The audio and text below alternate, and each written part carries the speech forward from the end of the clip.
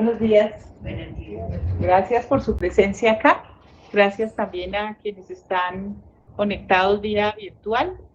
Es un gusto estar hoy acá para acompañar la presentación del libro de Marta Renza, Baño de Mujeres, publicado por una editorial española, Huerga y Fierro. Es un libro que nos concierne, pese a que está publicado en España, no solo por su autora, también por el asunto de que se ocupa. Un capítulo, la violencia política en Colombia. Entonces, voy a proceder a presentarles. Marta escribe poesía, novela, cuento, también le hemos leído ensayos sustanciosos. Ha publicado volúmenes de poesía, Lunas de Silencio, novelas como Muchacha al Desaparecer y Baño de Mujeres, que es la novela que nos tiene hoy acá a propósito de esta presentación. Marta también es curadora y autora, de la misma manera que Julio Roberto y Beatriz Arana, de un libro que nos juntó un afortunado azar y pues dimos curso a ese libro que se llama Cartografía Verbal del Odio en Colombia. Entonces es un parche muy cercano. Marta, Julio Roberto y Beatriz.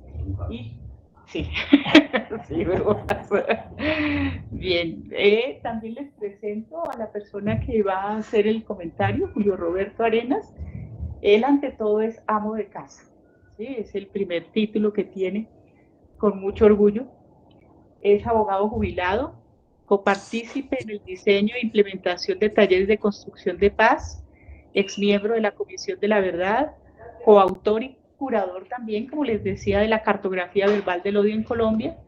Ha publicado relatos de ficción, ensayos y reseñas en El Espectador, en la revista Número y en Exploring the Planet, una revista cultural para niñas, niños y adolescentes. Asimismo, Julio Roberto es coautor de un manual y 3 cartillas sobre construcción de paz. Entonces, para comenzar, a mí me gustaría que Marta nos contase, bueno, ¿qué nos cuenta la novela Baño de Mujeres? ¿Qué hay ahí? ¿Qué es la narración que nos traes? Bueno, la novela recoge en tres, digamos, voces y miradas diferentes, voces hechas de voces además, la historia de un acontecimiento traumático en la vida de la protagonista de la novela, que se llama Carlota, que es la tortura a la que fue sometida siendo muy joven y además vinculada pues con grupos de izquierda en el país.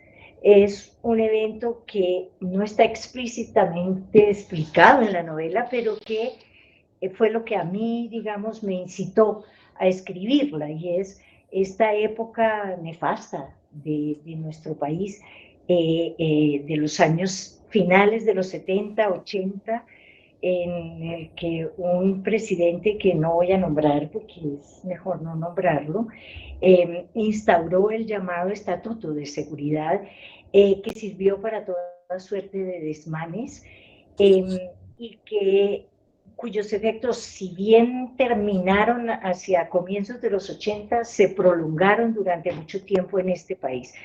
Efectos que incluyeron la detención de personas y la tortura.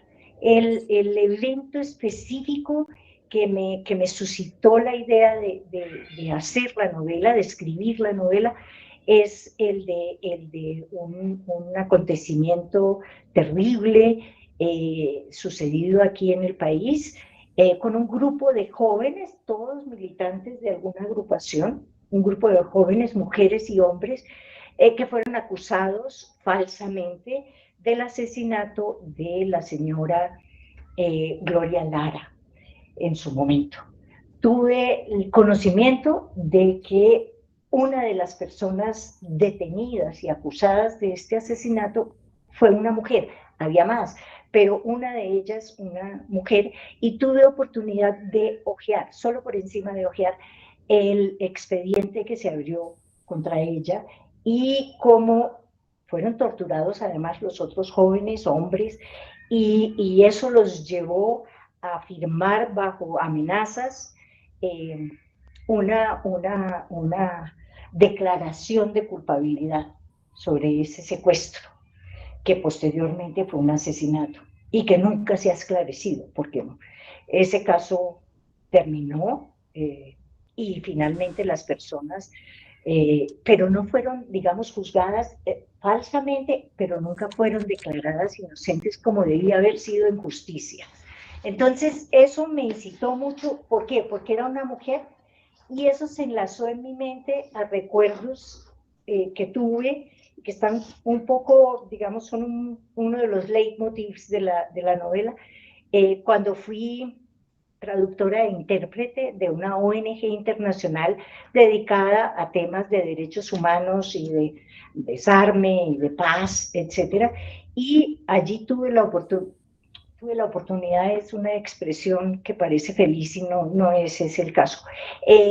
Tuve como parte de mi trabajo que traducir a mujeres de varios países latinoamericanos, pero sobre todo chilenas, que habían sido torturadas justo después del golpe de Estado contra Allende en Chile.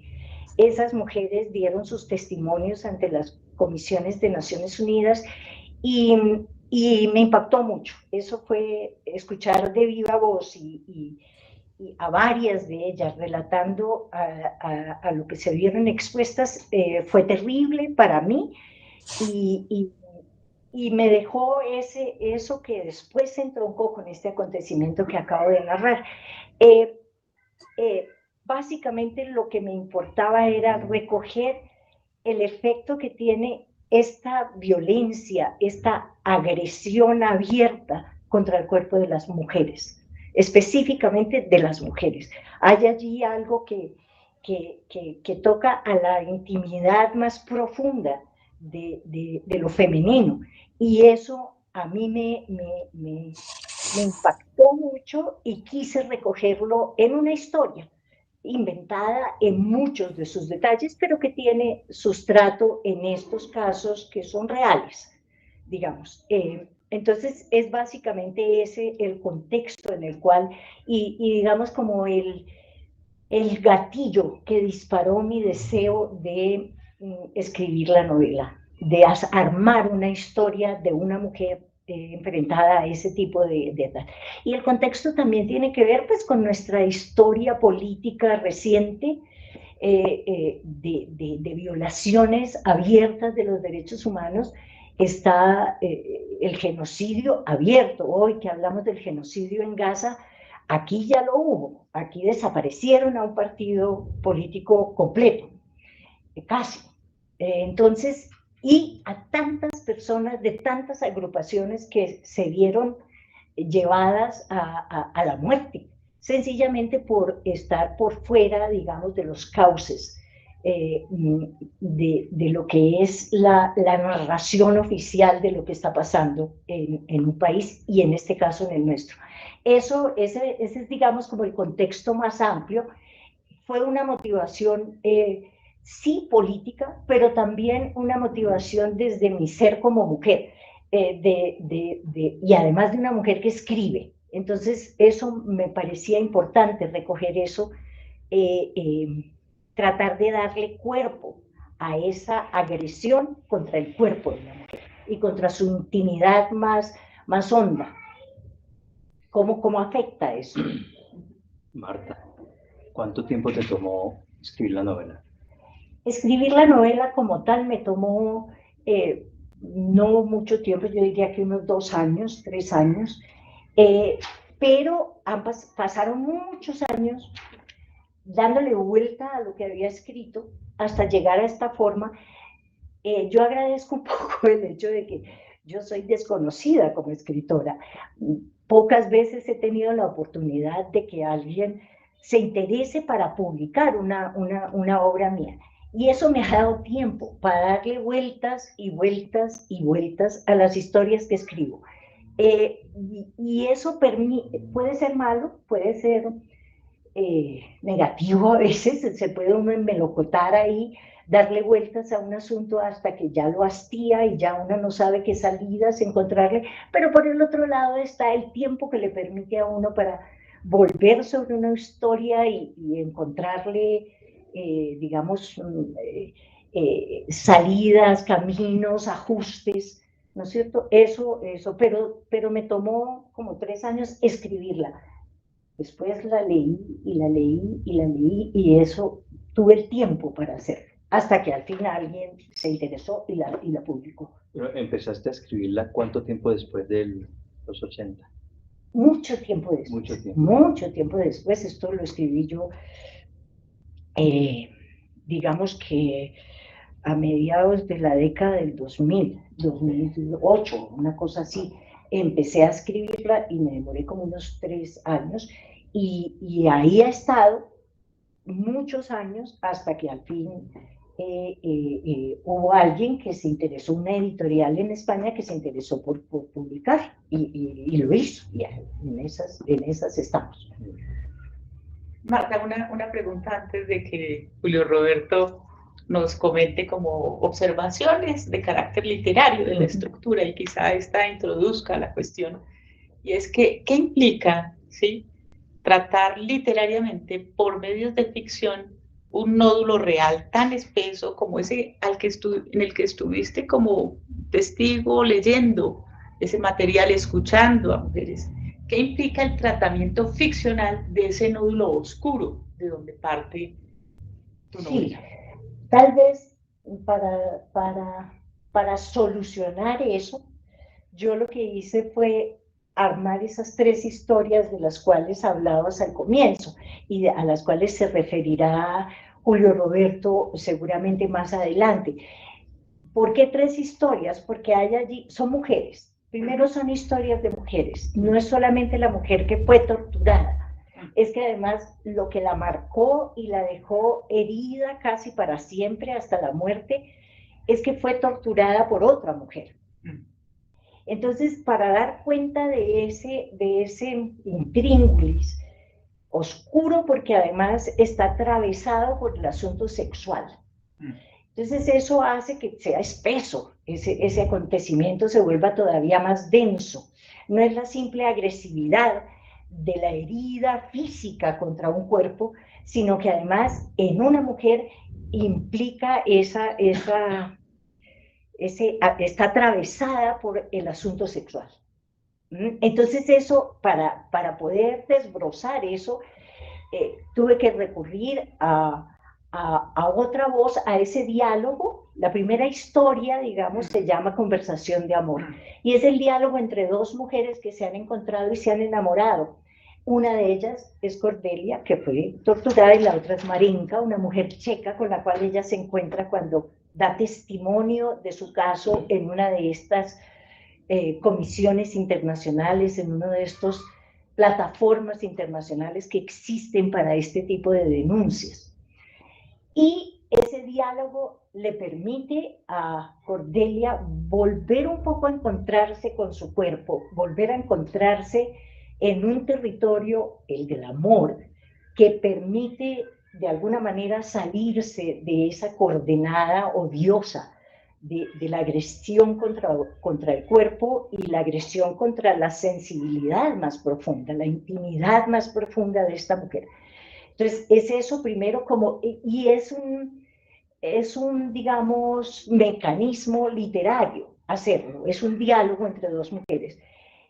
Esta mujer se ve obligada a encarar a la otra mujer que la torturó, y para poder darle una dimensión mínimamente humana, ¿no?, a esta otra mujer, le inventa una historia que en parte está alimentada por hechos de la realidad, digamos, ficcional, pero que ella toma notas, organiza más o menos un argumento y se los deja porque ella muere.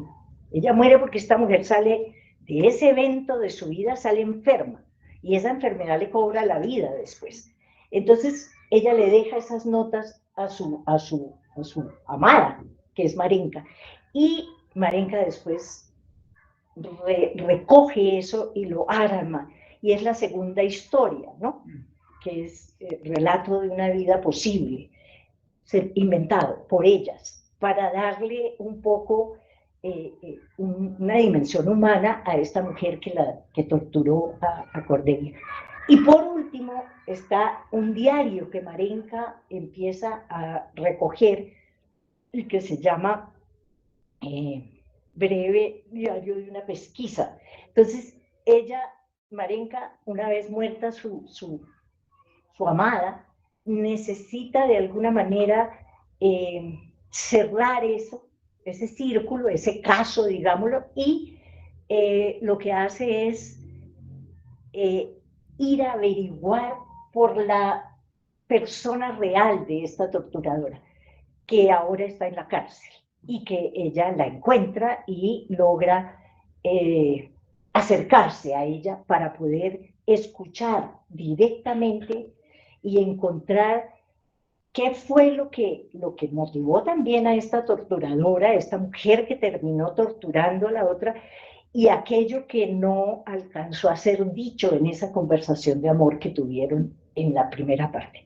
Y en ese diario ella trata de recoger eso, y como es una mujer extranjera que está aquí porque se vino detrás de su amada, o no detrás, sino que se vino a acompañar a su amada a este país donde sucedieron las cosas, entonces ella hace un diario en el que da cuenta de lo que encuentra en la cárcel y de lo que encuentra en el país, que ya ha vivido al lado de Cordelia, pero ahora es, digamos, un enfrentamiento mucho más personal de ella con ese país y con lo que le pasó a Cordelia. Y habla y logra ver cara a cara a esta mujer que de alguna manera determinó la vida posterior que tuvo Cordelia después de ese evento de tortura.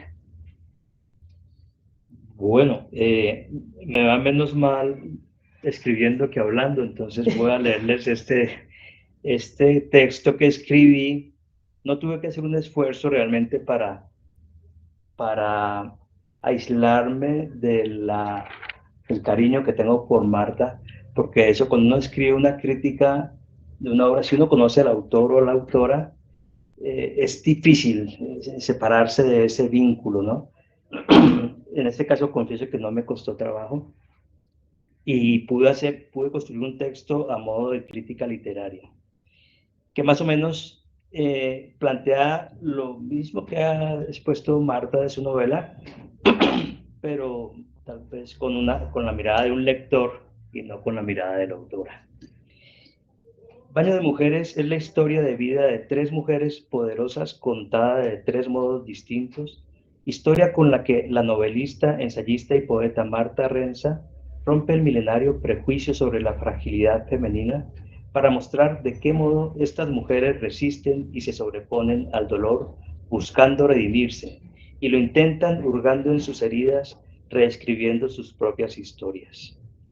En la medida en que se va leyendo la novela, el esquema de la supuesta fragilidad femenina va desbaratándose para develarnos que en lugar de ese antiquísimo tópico, lo que hay es una fortaleza de tal magnitud que ya la quisiéramos los machos cabríos. Sobre la forma de la narración, debo decir que en Baño de Mujeres de Marta Renza casi que cada frase, por simple que parezca, contiene un pensamiento profundo o al menos una mirada poética y política sobre la vida. Hay además una sucesión de lugares exóticos o al menos muy lejanos, ciudades cuyo solo nombre ya encierra todo un enigma. Marta tiene mundo, tiene recorrido y algo me dice que seguramente una serie de personas muy particulares se han cruzado en su trasegar por esta tierra. Todo eso lo deja ver Marta en la historia que cuenta en su novela, sin proponérselo, o mejor dicho, sin que ello tenga visos de arrogancia o de vanidad. Marta logra plasmar de manera magistral un diálogo multifacético permanente en el que la protagonista conversa con distintos personajes y alterna con sutileza tiempos y lugares que aparentemente solo tienen en común su propia presencia. Detalles cotidianos del quehacer actual se mezclan sin brusquedad ni solución de continuidad con el sumum de la trama de la novela en un juego constante de traslape del tiempo y de los espacios.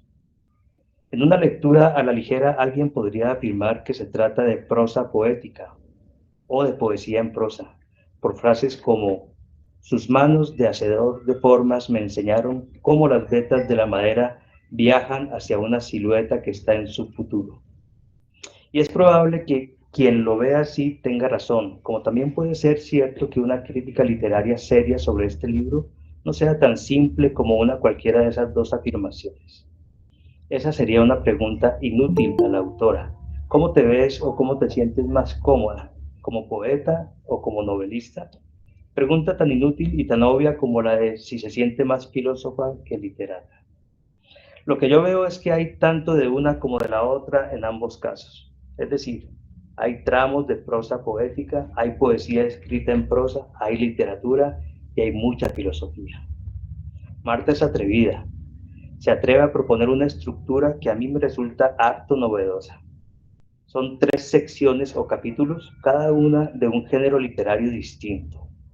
La primera está construida a modo de diálogo cuatripartito. Intervienen las 2 protagonistas, Cordelia y Marenka, la narradora, que es la misma Cordelia, y una tercera persona. Así, sin previo aviso, Marta no subestima a sus lectoras y lectores. La madre de Cordelia interviene para hablarle al oído solo a ella, no a Marenka, complementando la historia y hasta corrigiendo la mirada de su hija desde su propio punto de vista narrativo. Cuando hablo de la madre de Cordelia, ya está muerta, ¿no?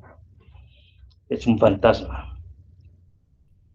La autora lo indica usando letra cursiva para los parlamentos de la madre, quien, a su vez, y gracias al prodigioso desdoblamiento de la narrativa de Marta, va leyendo la historia en tiempo real, lo cual le permite inmiscuirse invisible en la conversación de vez en cuando. Voy a saltarme esto. Las analogías y metáforas que usa Marta se nutren de todo tipo de datos que van desde la mitología finlandesa, como Vainamoinen, que a lo mejor ahora nos quieres contar un poco, hasta los lugares geográficos más recónditos, como el lago de Atitlán en Guatemala. Toda una vida o varias transcurren en una conversación variada que va y vuelve de un tema a otro, de un personaje a otro. Así, la trama se va narrando como por inercia, por sí misma, como si no hubiera necesidad de que alguien la narrara, como si ya se hubiera escrito antes de ser escrita, como si la literatura fuese un ser vivo y autónomo. Lo más denso de la trama va llegando muy lentamente a modo de preparación para salir a escena.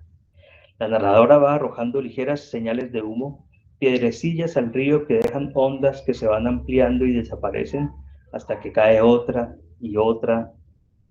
Perdón, se me perdió aquí. A ver, no es momento para juego, Julio.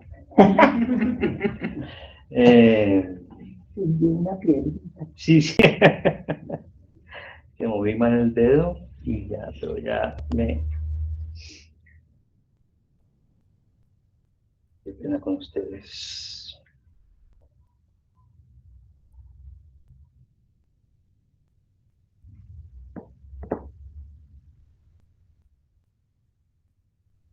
La narradora va arrojando ligeras señales de humo, piedrecillas al río que dejan ondas que se van ampliando y desaparecen, hasta que cae otra y otra y otra, cada una más grande que la anterior.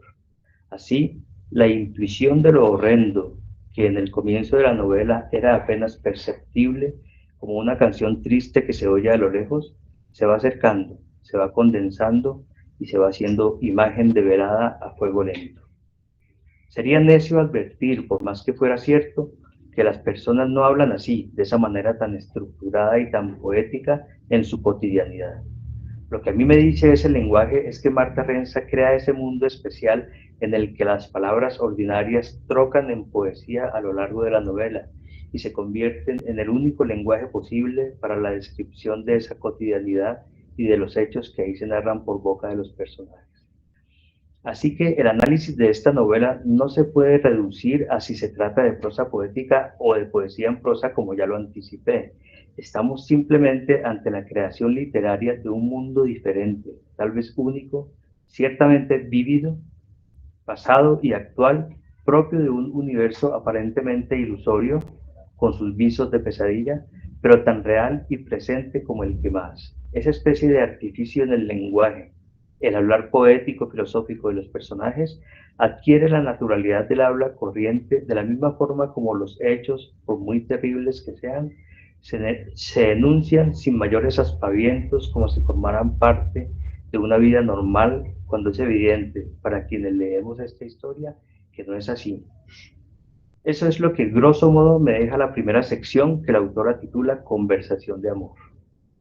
En la segunda sección, Relato de una vida posible, una historia con narradora omnisciente, la autora muestra un mundo lúgubre y sucio, carente de poesía y de belleza, el mundo, no la narración, que contrasta fuertemente con el mundo poético, aunque también dramático, y con los diálogos elevados que en él se suscitan en la sección anterior. En esta segunda parte, la protagonista es María Antonia, quien ya ha sido mencionada por las dos protagonistas del capítulo 1. De las tres secciones, en esta es en la que, a mi juicio, lo supuestamente ficcional se hace más evidente, lo que es lógico, pues es la manera como la narradora reconstruye, a partir de su percepción, la vida oculta de María Antonia en un intento por dignificarla. Esta segunda sección es la que más se acerca al formato convencional de la novela, y es donde nos enteramos más en detalle de la historia de María Antonia, aunque las dos protagonistas de la primera sección no se asoman por ningún lado. Sin embargo, uno como lector las intuye. En el tercer capítulo, llamado Breve diario de una pesquisa, Marta Renza retoma la primera persona en boca de Marenka, mujer capaz de sentir un amor tan profundo que hace que su amada forme parte esencial de su propio ser como un órgano vital. Para ello, Marenka necesita ahondar en lo que desconoce o cree desconocer de la vida de Cordelia, en su génesis, pero no en el origen primigenio y planetario y uterino, sino en lo que dio nacimiento a esa otra Cordelia herida a la que amó, pues sin ello, sin esa parte de la historia, que es como si fuera su propia historia no vivida, no puede estar completa. Marenka es, pues, como la amnésica que hace hasta lo imposible por recordar un pasado que no fue suyo, pero que entró a formar parte de su vida por el cauce del inmenso amor que en ella despertó Cordelia. Esta tercera parte es mi preferida. Marenka escribe para sí misma, pues aunque el diario en su mayor parte va dirigido a Cordelia, ella ya no está y no podrá leerlo. Y no puede haber más belleza ni más profundidad que cuando no se piensa en que alguien leerá lo escrito. Esto es pura retórica, la mía, no la de Marta. Pero no lo es que fue en esta sección en la que la autora me sacó del planeta y me puso a volar entre un montón de universos paralelos. Hablo de esa sensación tan placentera que nos deja una buena lectura. Me gusta también la fuerza de ciertos personajes fugaces que aparecen y se van como relámpagos y que pese a su papel aparentemente secundario aportan cuestiones que resultan vitales. Es el caso de Ismael, el indigente que descubre los gritos y las mudeces que deambulaban como fantasmas por las ruinas del manicomio. La novela Baño de Mujeres de Marta Renza es una ganga del tipo 3x1, pues por el precio de una novela nos ofrece 3. Lo interesante es que las 3 novelas, aún teniendo cada una su propia protagonista, se conectan a través de la historia o historias de sus personajes y de sus narradoras, incluida la narradora omnisciente, quien, presumo, está conectada con los personajes y sus historias de alguna manera oculta. Marta lo sabrá oscuramente. Lo curioso es que, aunque las 3 novelas se podrían leer con independencia la una de la otra, en realidad son necesariamente complementarias. En la primera novela la protagonista es Cordelia, pues alrededor de su historia personal y de su mirada gira el relato. Obviamente Marenka coprotagoniza la novela. En la segunda, la protagonista es María Antonia. Y en la tercera es Marenka, quien se cuenta a sí misma las cosas con el pretexto de contárselas a Cordelia, aunque Cordelia ya no esté. Por último, no puedo dejar pasar el trasfondo profundamente político que sustenta la novela entera. Las torturas, la represión, la muerte violenta por razones políticas, los abusos y maltratos derivados de un sistema terriblemente machista parecieran no ser circunstancias explícitamente protagónicas, pero están ahí, oscuramente agazapadas, cumpliendo un papel de causa y efecto de toda la historia. La novela es, en síntesis, el relato de tres miradas femeninas cuyo común denominador es la fuerza tenaz de la mujer, que se impone a su condición de tal en medio de un mundo patriarcal, machista y maltratador. Dicho así, suena a panfleto. En la novela es pura literatura. Gracias, Julio Roberto. Seguimos. Hay un vórtice que está en la mitad de la novela, Marta, en el capítulo central del que hablaba Julio Roberto, donde tú ficcionalizas, bueno, ¿cuál era la historia de esa torturadora? ¿Sí? Justo en el tiempo en que acabábamos de leer el libro, estábamos leyendo en un espacio de analítica que se llama Escritos, un texto de Lacan que se llama Kant con sal. Y ahí me llegó el episodio, ¿sí?, de la tortura. Tú te referías ahora a ese episodio de la tortura, es una mujer torturando a otra mujer. Y además estabas diciendo ahorita que hay algo que en esa tortura no es solo vejación, agresión, sino es una vejación sexual la que aparece ahí. Entonces, ¿qué te enseñaron a ti los testimonios que escuchaste, ¿sí?, cuando fuiste intérprete? ¿Sí? ¿Qué te enseñó también la construcción de los personajes sobre esos dos lugares? El del atormentador y el de la víctima, el del torturador y el de la víctima. ¿Cuáles son como las sutilezas, ¿sí?, con las que te encontraste ahí, Marta? Bueno, es posible que alguien me acuse de tener una mente retorcida, porque cuando uno escucha los testimonios, específicamente de mujeres, ya digo que fueron esos los que más me impactaron, de mujeres que han sido torturadas, que han sido vejadas, naturalmente pasa por el sexo, porque la mujer, no digo yo que los hombres no queden expuestos a ese mismo tipo de agresión, pero en la mujer hay esa carga cultural, ¿no es cierto?, de que la mujer, hay ahí un cuerpo del cual yo puedo sacar gozo, yo puedo regodearme en ese cuerpo, torturándolo, vejándolo, humillándolo. Y pasa en la vida cotidiana, no pasa solo en las mazmorras espantosas de los regímenes autoritarios de todo el planeta, no solamente. Entonces, al escuchar, como dices tú, estas mujeres que tuve oportunidad de conocer sus testimonios, de traducirlos, de hacer de intérprete de esos testimonios, sí alcancé, o sea, primero está el horror. Ustedes los psicoanalistas lo llaman lo real. Lo real es esta cosa gelatinosa y negra. Así me lo imagino yo traduzco eso a imágenes, ¿no es cierto? Entonces, hay esta cosa gelatinosa, negra, que te enreda, que te consume. Eso está allí, es lo primero que surge. Pero ahí adentro, de alguna manera, para mí, surgió la figura del otro, del que es victimario, o de la otra en este caso. De los testimonios que escuché de las chilenas, específicamente, recuerdo hubo además, fue un caso muy sonado, ¿no?, de los torturadores oficiales del régimen de Pinochet, después del golpe, de una mujer que se convirtió en agente de la DINA y que torturaba en uno de los tantos campos organizados por Pinochet en Chile.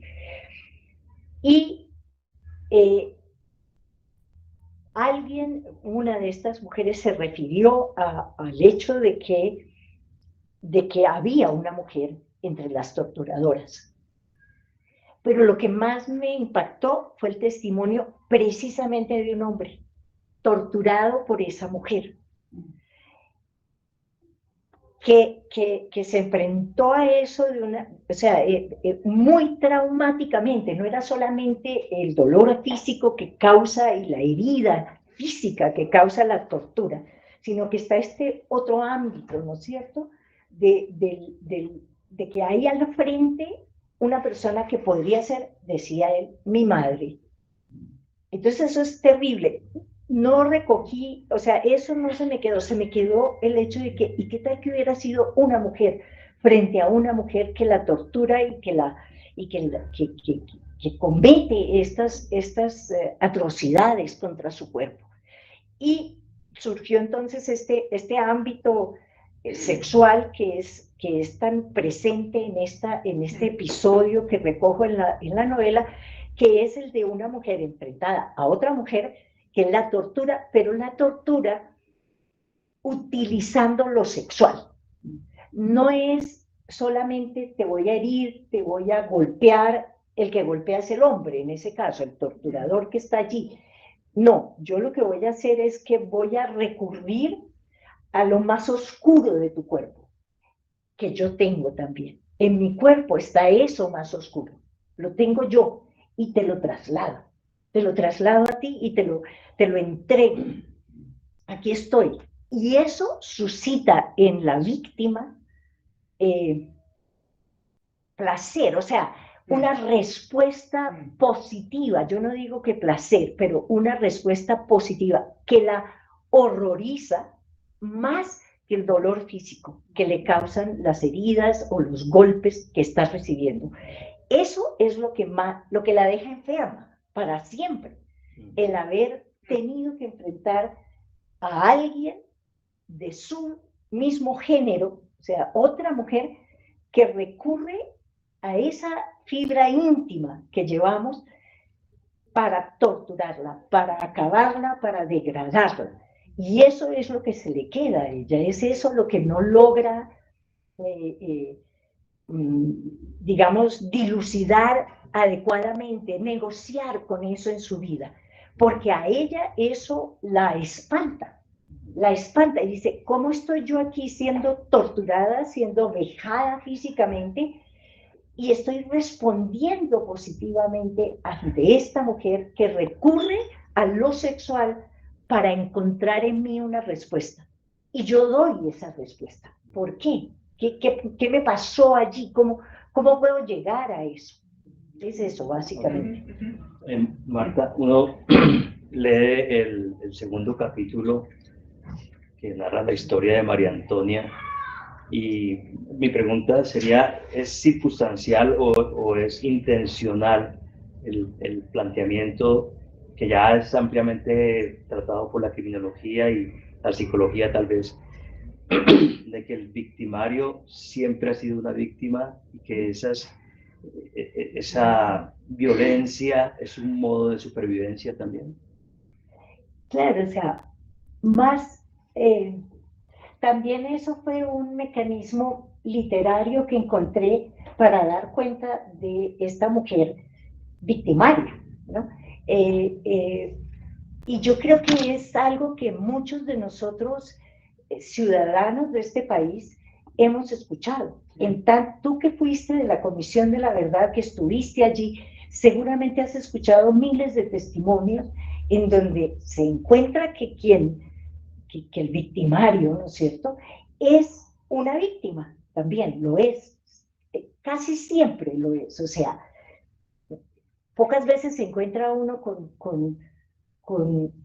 como diría Laura Restrepo en su novela, con un verdugo que se entrega a su oficio con deleite, ¿no es cierto?, y que lo hace sencillamente surgido del mal. Dice, yo me fascina coger a golpes y asesinar a este otro que tengo al frente. Eso es difícil decírselo uno. Entonces, yo creo, para darle lo que Cordelia llama humanidad, realidad a esta mujer que me hizo esto, voy a imaginarme una historia posible. Por eso es posible en este país y yo creo que en muchos, ¿no es cierto?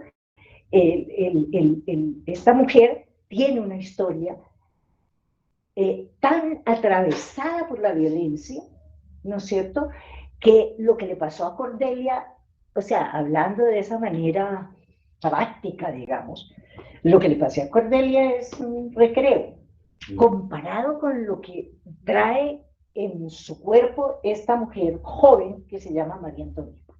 Lo que ella carga, ¿no es cierto? Y lo carga sin tener los recursos que tiene Cordelia.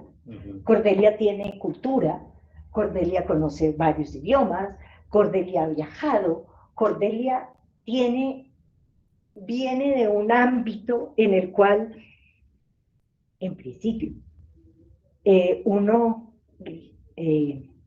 tiene cómo recurrir a mecanismos, a más mecanismos para enfrentarse a esa violencia y a esa agresión. María Antonia no tiene nada de eso, a duras penas sabe leer y escribir. María Antonia no tiene nada, sino el deseo de sobrevivir. Y es vejada desde la más temprana infancia, y es vejada de nuevo, y es vejada de nuevo, y es vejada de nuevo, hasta el fin de su historia, digamos. No hay nada, y no tiene sino los instrumentos más básicos para enfrentar eso, que son los instrumentos de la supervivencia, ¿no? Yo me aferro a la vida. Sí. Y con eso me enfrento al horror, ¿no? A esa gelatina oscura y espantosa que es lo real. O sea, a eso me enfrento. ¿Con qué? Con el deseo de estar aquí y seguir respirando. No más. Marta, quería preguntarte sobre el odio y sobre la venganza. Digamos, dadas estas condiciones tan particulares de una tortura que es vía lo sexual, que hace gozar entre dos mujeres, ¿queda algún lugar para articular algo de odio o de venganza, o cómo lo viste tú? No sé, a mí, sí, yo me imagino que claro que sí, que hay seres en quienes un evento de ese tipo solo suscita eso, odio, deseo de vengarse. Pero no sé, yo creo que te ha pasado a ti, o te pasó en la Comisión de la Verdad, más bien queda una, ¿cómo la llamaríamos? Una tristeza infinita en la víctima. Digo yo, en la mayoría de las víctimas queda, ¿y ahora cómo, qué hago para vivirme la vida con esto encima? Y eso es más que odio. Debe haber también casos, ¿no es cierto?, de gente que va y busca al otro y lo voy a matar y a cuchillar y a rematar. Listo. Pero yo diría que deben ser más bien pocos, que la mayoría de las personas queda sencillamente anonadada y repleta de una tristeza que no sabe qué hacer con ella. Llena de pesadillas. Y exacto, o sea, una vida. Y entonces el hecho de, sí, y seguramente lo habrán escuchado, aquí reconozco a varias víctimas de quienes han venido, y yo me imagino que hay momentos en que la víctima sí se entrega a ese deseo de encontrar al otro que me ha herido de esta manera y remacharlo.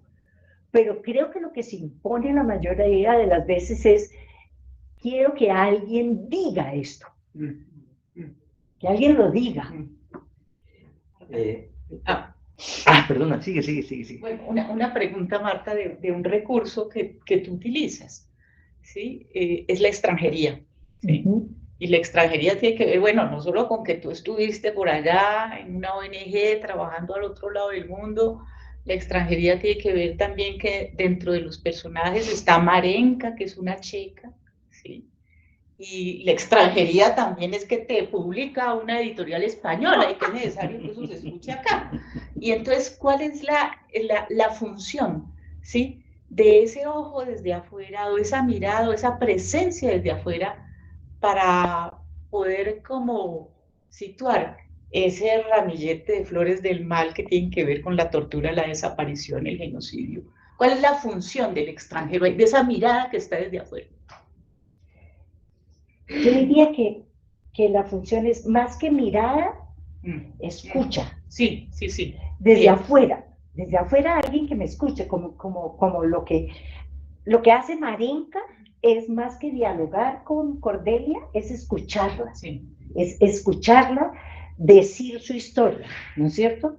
Primero hay que encontrar a alguien a quien uno quiera contarle su historia. Eso es jorobado, no es fácil. Los psicoanalistas lo deben saber, o sea, no es fácil que alguien que hable, sí, hablar y hablar, pero que diga y que se diga, eso es más complicado. Y lo que hace Marenka en la conversación con Cordelia es básicamente escucharla. Claro, mete su historia, hay un momento en que recuerda su historia, porque se entronca un poco con la de Cordelia, pero lo que hace Marenka es escucharla. Entonces yo digo que la mirada sí, pero básicamente es que alguien te escuche decir esa historia. Que te escuche, y escuchar no es cada rato decirte algo y hacer un comentario, no, escuchar es que eso que el otro está contando te llegue también a ti, te atraviese. Y extranjera, sí, porque es una manera, digamos, gráfica de ponerse del otro lado. ¿No es cierto? Gráfica, extranjera, no es de aquí, no conoce nuestra historia, la conoce porque yo se la estoy contando, pero ella viene de otra historia, viene de otras coordenadas y se sienta y sin embargo me escucha. Y escucharme desde ese otro lado, desde ese otro paraje externo y extranjero, le da otra dimensión a mi historia. O sea, me veo de otra manera. Entonces, yo creo que básicamente eso fue lo que intenté. Sí, es como, yo lo pensaba, Marta, es como solo con esa posición exterior es posible ver la radicalidad de las enormidades. Metidos en las enormidades se nos han vuelto paisaje y es necesario como, ¿sí? Un lugar, una presencia otra para que eso aparezca. Sí, es eso, porque es contar mi historia, pero es también contar todo lo que esa historia tiene de común, ¿no es cierto? De un país entero llevado, digamos, a ese tipo de ¿cuántos años llevamos en esto? O sea, contar esas historias es una de las cosas que me importaba hacer, contar esas historias. Si uno dice que Baño de Mujeres es una novela de amor, ¿está pasado? No, yo diría que no. El amor es lo que encuentra Cordelia en Marenka y es lo que le permite de alguna manera vivir lo que pudo vivir. No hay otra razón. Y el amor es complejo, el amor no es la historia de amor, pues, no, es un amor también cargado de memoria, ¿no? Es un amor que permite construir otro país posible, otros parajes, otros paisajes, ¿no? Y el amor por la vida de alguien tan complejo como María Antonia, ¿no? Sí, es impresionante. O sea, creo, después cuando no sé si a quienes han escrito, yo creo que han tenido esa experiencia de que uno regresa a sus historias y a sus personajes y dice, ¿y esta de dónde salió? O sea, esta María Antonia, ¿de dónde salió? O sea, sí. porque te interroga, ¿no? Y como que cobran vida propia. Y eso es, es parte de eso que llamamos la escritura. Pero aquí me sucedió con María Antonia. O sea, María Antonia es una historia inventada desde el cero. Nada. O sea, el paisaje real es el de Ortega, Tolima. O sea, Chaparral, Tolima, no es más. O sea, el resto es todo ficción. Porque lo fue para Cordelia. O sea, le metió, digamos, hechos de la vida de María Antonia que realmente sucedieron y que estaban en la prensa, digamos, pero son 2 o 3 cosas. El resto es todo Y esta María Antonia es, o sea, ahí uno podría caer, me dio miedo en algún punto al leer esa parte de la novela, de caer en el lugar común, ¿no? Dice, esta es una chica, ¿no es cierto? O sea, es tan, lo que decía Belén, aquí se convierte eso en paisaje. Entonces, hay tantas historias de niñas violadas por su padre, padrastro, hermano, primo, lo que sea, niños también, no niñas nada más, niños también. Entonces, niñas que empiezan así su vida, ¿no es cierto? Y el transcurso de esa vida es un rosario descomunal de horrores, de tragedia, ¿no es cierto? Entonces uno dice, cuidado, ¿cómo estoy pintando esta María Antonia? Hay tantos ejemplos de María Antonia en este país y en el planeta, pero tantos en este país cercanos que uno ha oído. Dice, ahí está, la violaron, después se quedó sola, tuvo que aguantarse, tuvo que bandeárselas como pudo. Entonces, eso podría, me daba temor de que se convirtiera eso en un lugar común, en una historia como las hay tantas aquí, y había que recurrir como a eso, procedimientos más bien literarios para hacerlo un poco más real y más digerible. Hemos dicho que el lector se lo comiera, la historia se la creyera. Bueno, nosotros queríamos que Marta leyera un... Antes una preguntita. Sí, una preguntita adicional. Marta, el asunto de los títulos y de los nombres es siempre un asunto importantísimo para un escritor. Entonces te quería preguntar, bueno, por el título, Baño de Mujeres, ¿sí? Y por otra parte, los nombres de los personajes y en particular Cordelia. Cordelia no es una inocencia y me imagino, ¿sí? No tanto. Sí. Cuéntanos, Marta. Bueno, Baño de Mujeres, digamos que se hace bastante explícito cuando ya uno lee la historia, ¿no? Sí, el lugar en donde torturan a Cordelia es un viejo baño de un manicomio que está inspirado en Cibaté, pero no es Cibaté, o sea, es cualquier loquerío que haya por ahí. Ese baño, y que esté en ruinas, que esté abandonado, que por eso lo cogieron como centro de torturas, que ahí podían hacer lo que tal. Ese baño, pues natural, y es de mujeres, pero hay otro trasfondo en el baño de mujeres. El baño de mujeres es, yo no sé, las mujeres, aquí veo que hay una buena cantidad de mujeres, pero en los baños las mujeres nos contamos cosas. Los baños son un sitio de intercambio de intimidades, puede ser solo 2, 3 frasecitas levemente dichas a la carrera mientras uno orina o sale de orinar. Pero el baño de mujeres es un sitio de intimidad femenina, a pesar de que yo no conozco a esta señora que está al lado. ¿Ah? Pero dice, no encontré papel higiénico. No encontrar papel higiénico para una mujer se convierte en una historia grandísima. O sea, el hombre se sacude, pero una mujer necesita el papel higiénico. Hoy en día. Tal vez me hiciste acordar de la función de las letrinas en La escritura o la vida, en Buchenwald. Las letrinas. Sí. ¿Acuerdas? Sí. Son habladeros y escuchaderos, no solo cagaderos o meaderos. Exacto, no es solamente eso. El baño de mujeres es como una sala de intercambio para las mujeres. Aunque no conozca a esta señora que está aquí al lado, a esta niña, no la conozco, pero aquí hay algo que no sé qué, yo no sabría definirlo. De verdad me llenó. Entonces, por eso el baño de mujeres me pareció un título que tenía esos dos ámbitos, ¿no? Esas dos como dimensiones. Y lo que me preguntaba sobre los nombres de los personajes.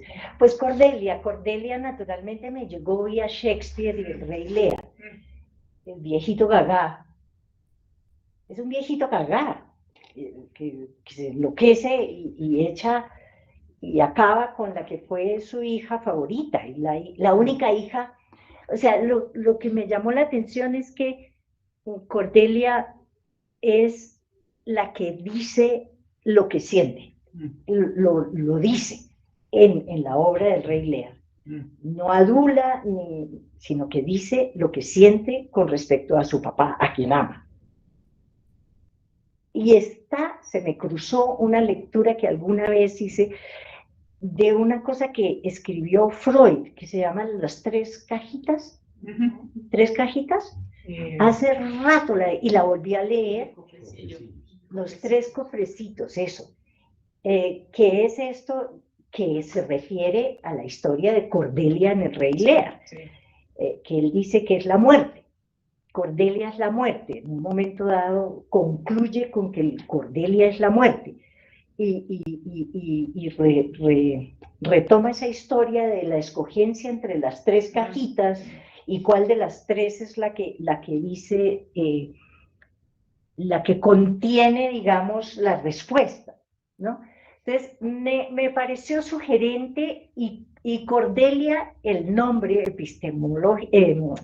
etimológicamente hablando, Cordelia quiere decir en latín pequeño corazón, ¿no?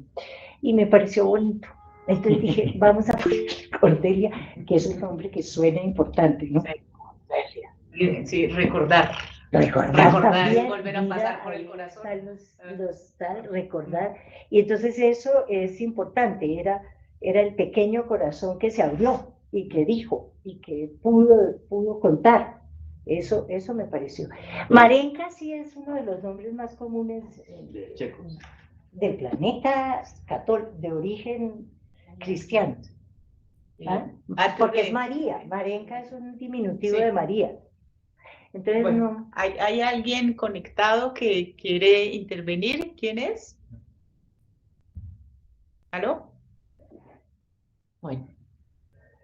Entonces, queríamos, pues no podemos irnos sin que Marta nos lea un fragmento y después de la lectura de Marta, quienes tengan alguna pregunta, una inquietud o un desahogo pendiente.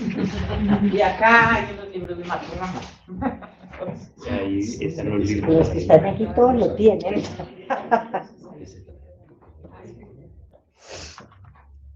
Bueno, entonces este que voy a leer es uno de las entradas del diario de Marenka en la parte final de la novela, que se llama Breve diario de una pesquisa. Entonces ella hace una página, Marta. 210 y ella hace, digamos, todo el diario. Marenka se dirige a Cordelia, ¿no? Entonces, esta es la cuarta, y las entradas las llama jornadas. Entonces, esta es la cuarta jornada. Marta, si no recuerdo mal, también hay fragmentos del diario donde son como reflexiones de Marenka, ¿no? Claro, sí. No solo se dirige a Cordelia. No es un diálogo como tal, no. Es ella haciendo sus propias reflexiones, pero el diario de alguna manera es su manera de volver a hablar con Cordelia, ¿no? Entonces es esto. Cuarta jornada es esta. Te contaré lo que no alcanzaste a conocer otro día, porque hubo unos meses de suspensión de la pesquisa. Mucho saber a veces ahoga en una sustancia dura y a la vez gelatinosa que dificulta respirar.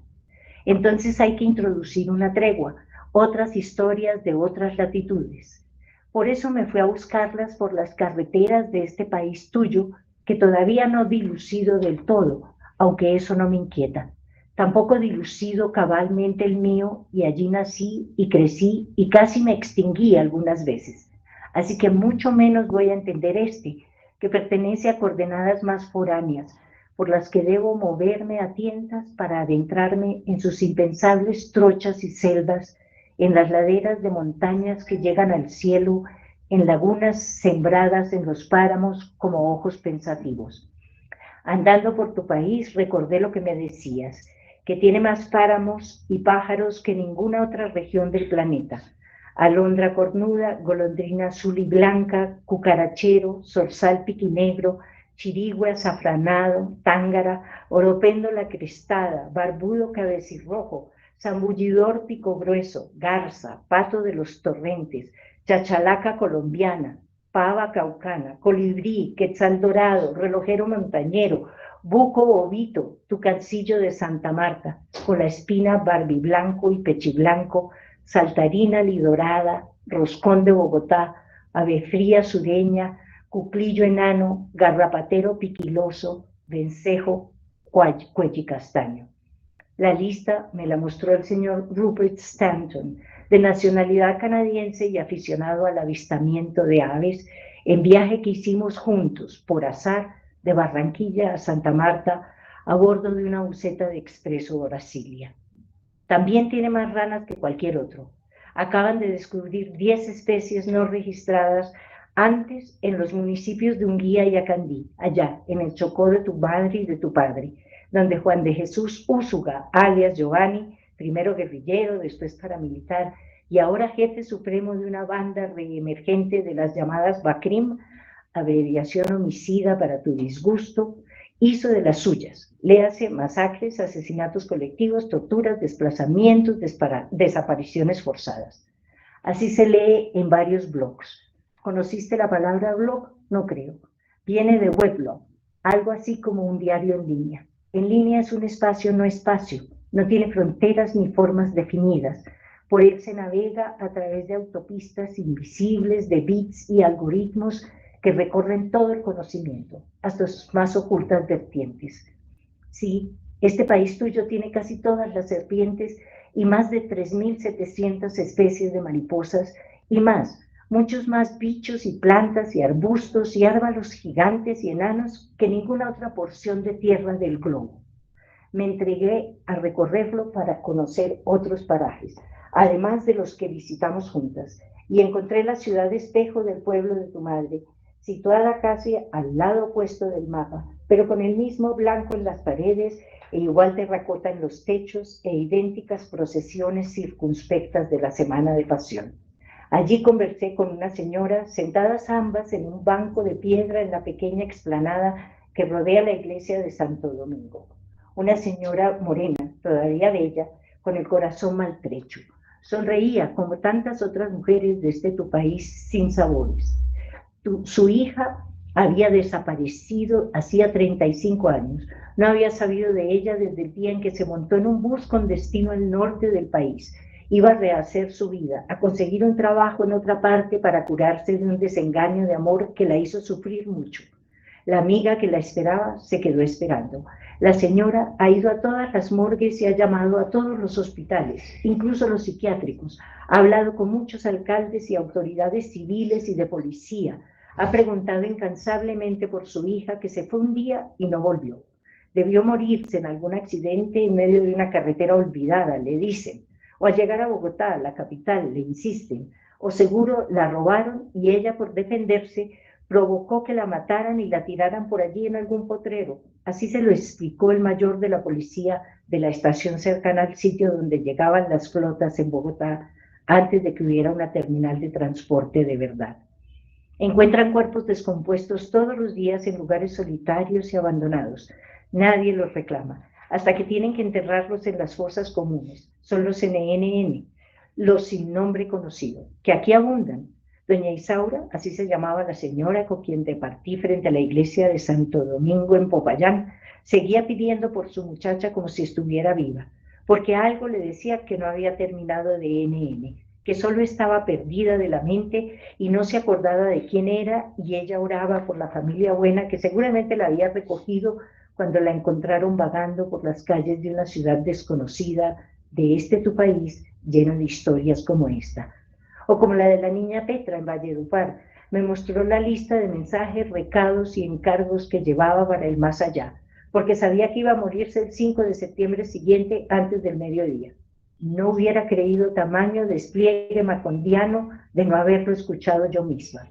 La gente la visitaba en su casa y le llevaba encomiendas para sus muertos, porque sabía que ella era una mujer cumplidora, de más de 90 años, estoy segura, aunque no me quiso decir su edad exacta, mientras me regalaba su sonrisa y me miraba con unos ojos pícaros que debieron ser grandes y bellos. Me dijo que la llamara niña, así se llaman unas a otras las mujeres de todas las edades en esas tierras donde las dulces viejitas, con sus ojos embrujadores y sus historias monstruosas, se mecen en los balcones después de haber engendrado y alimentado a los varones que desmantelan sin lástima este tu país al que me aferro como un sueño, quizás un mal sueño, pero el único en el que todavía te alcanzo a ver, en algunas tardes, sobre todo cuando el viento se pega a la piel cargado de olor a arbustos y a boñiga, al bajar desde la Bogotá de las nieblas hacia las hondonadas sofocantes, lamidas por el río amarillo que atraviesa como una herida de barro este país tuyo, donde probablemente me quedaré a vivir hasta que la tristeza me borre.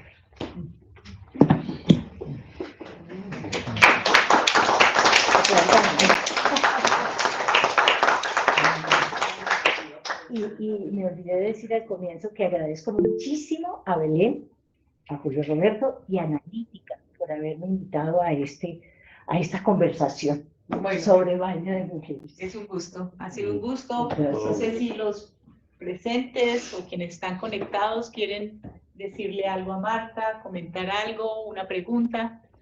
Sí, yo, gracias. Dale, Mauricio, gracias. Buen día, Marta. Dos cosas. Una, sí, por favor, yo no he estado toda la sesión de hoy, la conversación de hoy, pero algo más o menos por la parte de preguntas que te alcanzaste a escuchar, que te ha propuesto y que has abordado. Me lleva a preguntar dos cosas. Si por favor me comentas algo al respecto. Una es, ahorita elegiste una cita, un fragmento para leernos, ¿no? Si por favor quisieras comentar por qué elegiste ese pasaje y no otro, sí, teniendo en cuenta el tema que estamos abordando, hasta donde entiendo es un asunto de que ya con la segunda pregunta que te voy a hacer, pues pasaría a más o menos a dar cuenta de lo que yo vengo tratando de ubicar con el trabajo de hoy. La segunda es sobre las víctimas y los victimarios en la guerra en Colombia. En general, con tu trabajo que has ubicado, que has evocado, y entre otras, y en particular en aquellos, si pudiéramos pensar, espacios, escenarios en los que no hay una escucha, sino que pareciera que las cosas se encadenaran de pronto de tragedia en tragedia o de angustia en angustia. Sería eso. Gracias. Gracias, Mauricio. No, pues escogí esta jornada porque daba cuenta como de las coordenadas en las cuales se estaba moviendo Marinka en esa última parte de la novela, ¿no? En su diario. Y porque da cuenta un poco del país, ¿no? De este lugar en el cual se desarrolla esta historia, el nuestro. Y entonces me parece que hay allí ese contraste a veces atroz, ¿no? De esta belleza exuberante, esta, digamos, geología, topografía y biodiversidad abrumadoras de un país que es hermoso por donde uno lo mire y donde pasan estas historias. Hasta hace poco pasaban de una manera muy frecuente. Es posible que en este momento pasen un poco menos frecuentemente, pero es un país atroz en donde se combina esta belleza absoluta, esta exuberancia y esta otra sí, atrocidad que nos persigue todo, la de la guerra, la del conflicto, la de la degradación en todas sus gradaciones realmente. Entonces eso me parecía que allí se recogía un poco de una manera clara, en el sentido de que se hacía muchas de las bellezas de este país, ¿no? y sin embargo mezcladas con historias tan duras como esta, ¿no? Tan llenas de sangre, sí. Entonces es por eso en parte. Y bueno, lo segundo que apuntabas de las víctimas y los victimarios ya lo había explicado un poco y lo habíamos comentado aquí. En esta historia específica que se recoge en Baño de Mujeres es precisamente la de víctimas que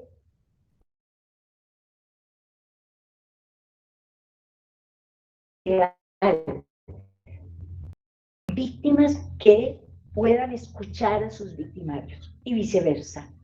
En parte eso es lo que sucedió después de la finalización entre comillas, del conflicto con las FARC, el acuerdo de paz que se firmó, el más reciente, digamos, y es eso, un espacio y desde la escritura, un espacio en el cual la víctima pueda verle a los ojos al victimario, sacar afuera de pronto esa carga de odio, de deseo de venganza, pero sobre todo escuchar y ser escuchado.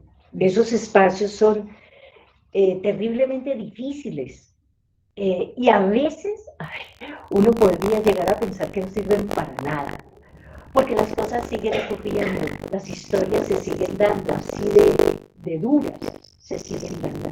Y entonces uno tendría esta especie de catarsis en la cual la víctima habla del victimario y recibe del victimario también otra historia, el otro lado de la historia.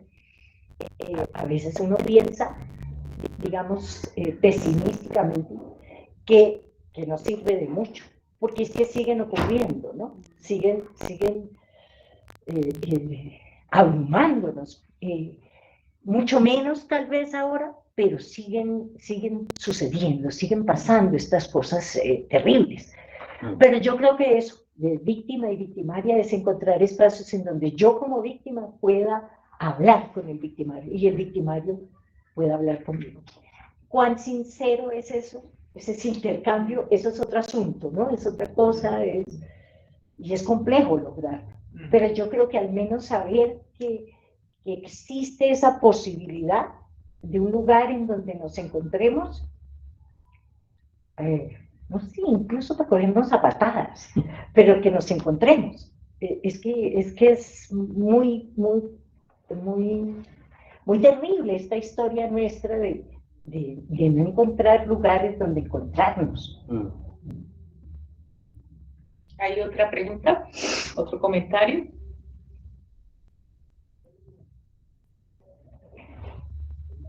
Sí, JM Malea. Juan Manuel. Activa el micrófono. María Bruselas. Así. ¿Ahora? Ya. ¿Sí? Hola. Hola. Hola. Me llamo Juan Mallea. Soy un ex colega de Marta de hace muchos años. Primero la quiero felicitar. Y felicitar a los que están allí junto a ella. Estoy hablando desde la frontera franco-alemana en este momento. Leí su primera novela, he leído poesía suya también. Y creo que debemos felicitarnos. Tenemos aquí ante nosotros una persona que está realizando algo que es muy importante, esa fusión entre poesía, narrativa, literatura. Porque por ahí creo que hay una ventana que hay que seguir abriendo para entender estos temas. Porque no son racionales los sufrimientos que ella describe. Y hay que abrirse. Y por eso la pregunta que se hizo la extranjera, la extranjería, los ojos de afuera, me interpelan mucho. He pasado por situaciones muy similares y quizás coincidimos en alguna cabina escuchando relatos de ese tipo. Estoy sumamente emocionado porque ella lo ha puesto en blanco y negro. La pregunta que hizo una psicoanalista que está allí, si ¿qué le pasa al intérprete? Ese que tiene que decir lo que dice el otro en otra lengua, decir lo que le ocurrió a uno de una cultura a otro de otra cultura que quiere saber, es mucho más complejo. Porque un buen intérprete, uno que está enamorado de su profesión, no dice lo que el otro dice simplemente. Está obligado a decir lo que el otro quiere decir y a veces no sabe cómo. Y ahí nos enganchamos y quedamos con esa parte, con ese margen de conocimiento que no podemos exceder mucho, es un margen. Y vivimos con estos traumas. Lo que yo leí ya no pertenece a la persona que lo pronunció, lo escribió en mi alma, en mi cerebro, en mi corazón. Yo he sido un fracasado desde ese punto de vista, por eso admiro a Marta. Ella lo ha puesto en blanco y negro. Yo aún no lo logro hacer. Entonces, esos fantasmas todavía los tengo ahí, viven conmigo. La literatura, la poesía, creo, y ahora escuchando a ustedes calmadamente, dan esa solución. Son una puerta, una invitación a volver a reconstruirse uno mismo, porque somos víctimas. La pregunta psicoanalítica está muy bien hecha. La verdad es que no sabemos, hacemos lo mejor que podemos, pero desde ya me suscribo, necesito unas cuantas copias de esta nueva obra. Tengo una hija psicóloga muy interesada, no pudo conectarse lamentablemente. Pero la gran pregunta que se hizo es, ¿tenemos una cantidad de bondad y una cantidad de maldad dentro de nosotros? Ya se ha dicho, ya se ha escrito muchas veces. Es la civilización, es el humanismo el que nos permite controlar esa parte mala. Y estamos viviendo una época donde, y Marta lo dijo varias veces ahora, ¿dónde poder hablar? ¿Qué podemos construir para poder hablar? Pero es difícil. Se han cumplido 80 años de la capitulación de una forma de racismo, de exterminio que mató a más de 50 millones de seres humanos en estos días, ¿no? Pero seguimos descendiendo. Ahora bien, yo aquí encuentro eco.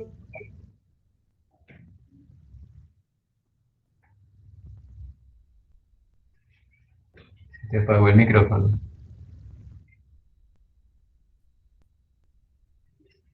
De nuevo. Juan Manuel, se te Se fue el fue. micrófono. O sea, lo tienes apagado.